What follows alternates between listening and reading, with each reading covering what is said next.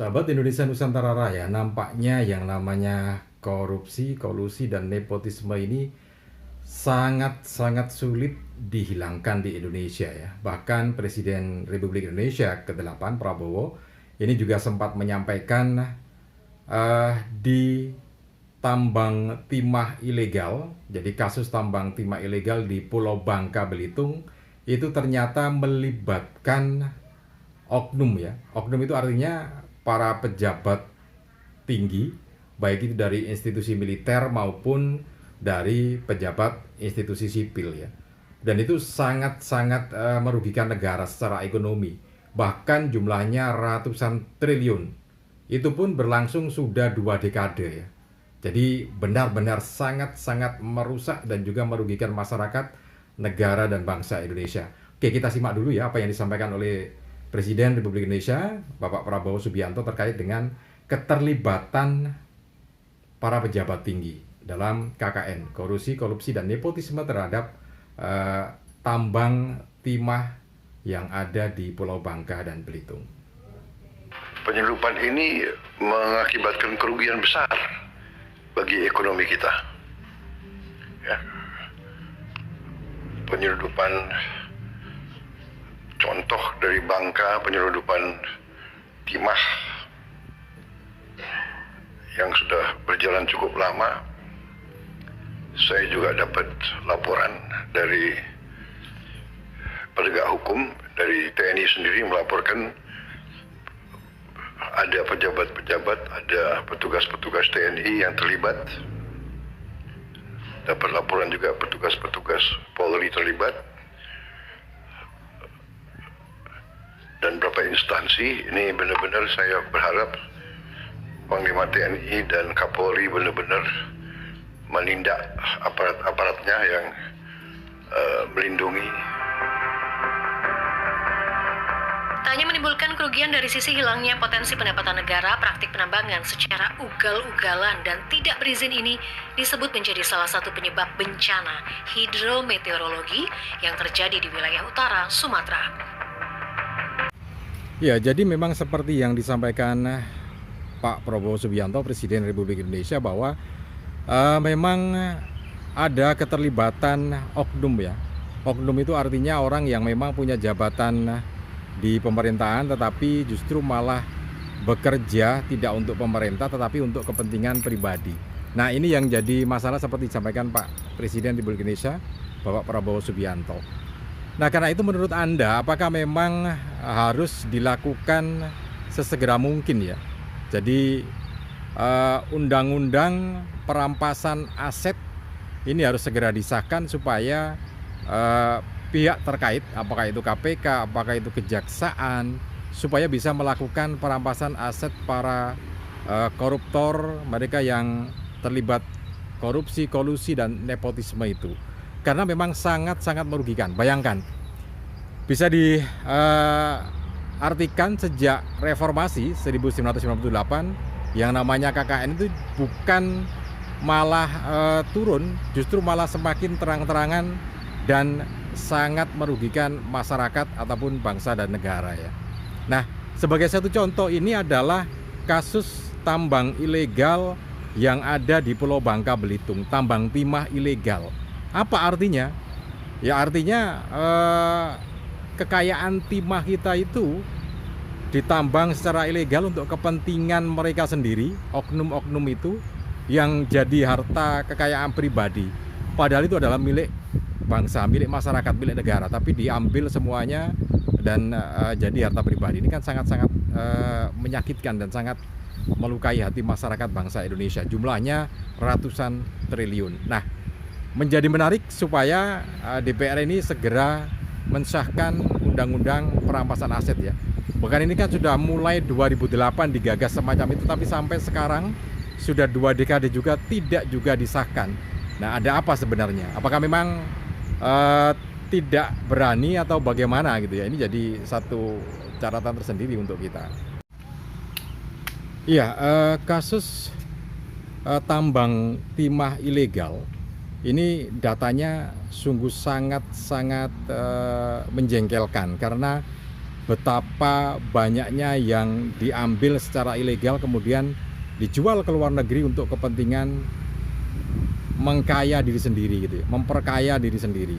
Nah, kalau kita bandingkan begini, ini yang disampaikan oleh Menteri Pertahanan Syafri Samsudin yang juga menjadi ketua tim penertiban kawasan hutan. Karena kan tambang timah ini merusak kawasan hutan ya, merusak kawasan hutan kemudian diambil timahnya. Jadi double kerugiannya. Hutan dirusak, kemudian tambang timah atau hasil tambang timahnya dipakai untuk memperkaya diri sendiri. Gambarannya begini, kita kan punya perusahaan yang mengelola tambang ya. Jadi tambang timah ini, perusahaan BUMN itu hanya mengelola 20% saja kalau di total ya. 20% saja. Sementara 80%-nya itu dikelola secara ilegal itu, yang kemudian dijual untuk memperkaya diri sendiri. Jumlahnya 80%. Nah, karena itu pemerintah saat ini selain menunggu pengesahan dari RUU perampasan aset itu supaya segera disahkan, pemerintah juga sudah melakukan berbagai upaya untuk menghentikan illegal mining ini ya, tambang-tambang ilegal, khususnya yang ada di Pulau Bangka dan Belitung ini adalah tambang timah.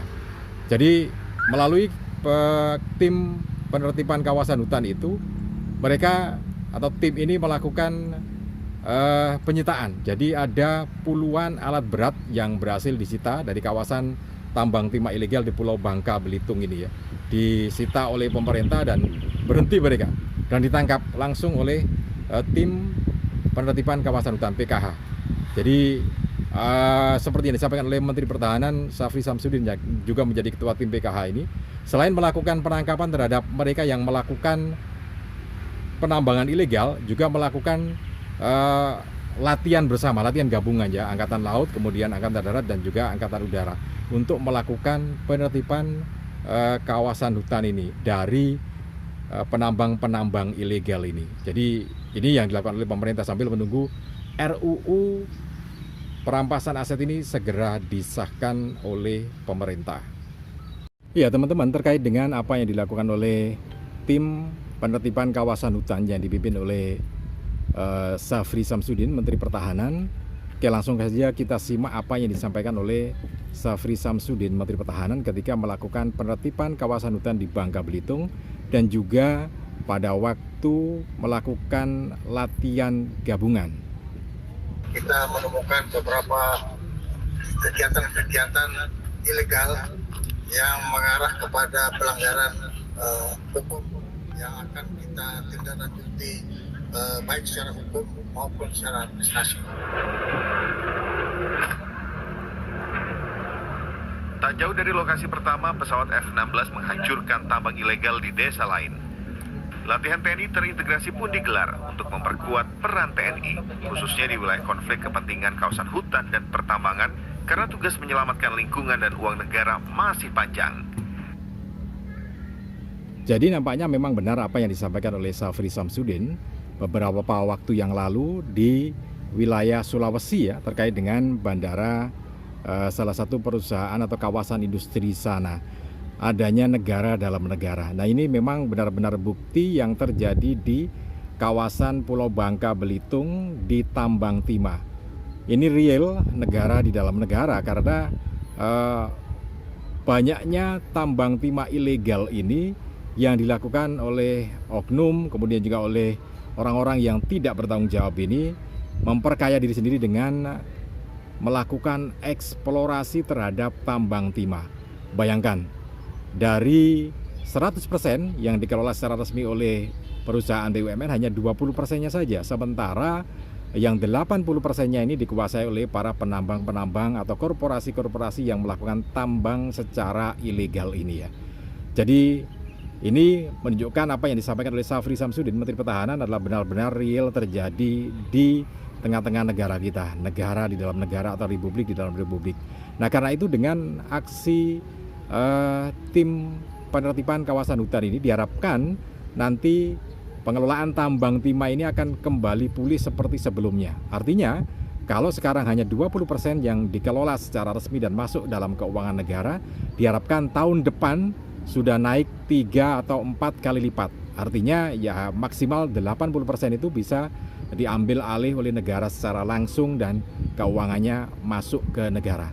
Tidak seperti sekarang ini, 80% tidak memberikan kontribusi sedikit pun kepada negara, hanya memperkaya mereka atau para oknum yang melakukan tindakan-tindakan ilegal dan merupakan kerusakan alam ya. Artinya ini bukan masalah ekonomi saja, tetapi masalah ekologi ya. Jadi banjir, kemudian kerusakan lingkungan yang bisa mengakibatkan nyawa masyarakat ini akhirnya melayang.